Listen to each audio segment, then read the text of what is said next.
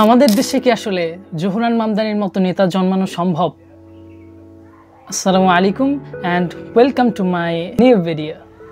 আজকের ভিডিওতে আমরা জানবো জোহরান মামদানির মতো নেতা আসলে বাংলাদেশেও জন্মানো সম্ভব কিনা। So without any further do let's get into the main video. First of all আমাদের জানতে হবে যে জোহরান মামদানি আসলে কে।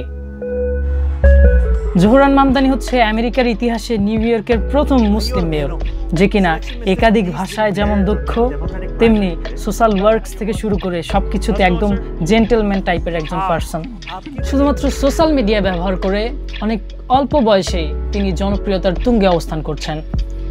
ইলন মাস্ক কিংবা ডোনাল্ড ট্রাম্পকে একরকম বুড়ো আঙ্গুল দেখিয়ে নিজের জায়গাটা পাকাপোক্ত করে নিয়েছেন।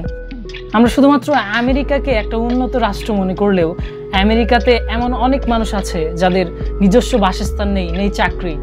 আর নিউ ইয়র্কের মতো এত ব্যয়বহুল শহরে বাড়ি ভাড়া দেওয়াটাই এখন মানুষের জন্য হয়ে উঠেছে চ্যালেঞ্জিং। জোহরান মামদানি পাল্টা চ্যালেঞ্জ নিয়েছেন।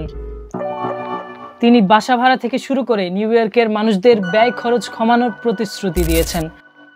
ঘোষণা দিয়েছেন নেতানিয়াহুকে নিউ ইয়র্কে আসলেই গ্রেপ্তারের।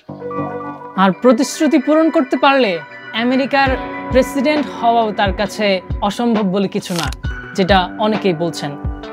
যাই হোক, আমাদের আসল প্রশ্নে ফিরে আসা যাক। আমাদের বাংলাদেশে কি জোহরান মামদানির মতো কোনো নেতা জন্মানো সম্ভব? আমেরিকাতে নেতা হওয়াটা আমাদের দেশের মতো এতটা ইজি নয়। নেতা হতে হলে আপনার যোগ্যতার ট্যালেন্টের পরিচয় দিতে হবে, যেমন সোশ্যাল বিভিন্ন ওয়ার্কসের সাথে জড়িত থাকা, বিভিন্ন ফান্ড বা সংস্থাগুলোতে ভলান্টিয়ার হিসেবে দায়িত্ব পালনের সক্ষমতার পাশাপাশি ডিবেটিং দক্ষতা, এছাড়া বিভিন্ন দক্ষতা ও ট্যালেন্টের মাধ্যমে জনপ্রিয়তা পেতে হয়। বাংলাদেশের মতো নেতার পিছনে পিছনে ঘোরার মাধ্যমে কেউ নেতা হয়ে যায় না। আমাদের মতো এমন নোংরা রাজনীতিতে আমেরিকা চলে না, যদিও আমেরিকারও বিভিন্ন খারাপ দিক রয়েছে। যাই হোক, আপনি হয়তো আপনার উত্তর পেয়েছেন। বাংলাদেশেরও ভবিষ্যৎ পাল্টাচ্ছে। বাংলাদেশেও ডাকসু, জাকসু, রাকসুর নেতাদের দিয়ে ভবিষ্যৎ পাল্টানো সম্ভব।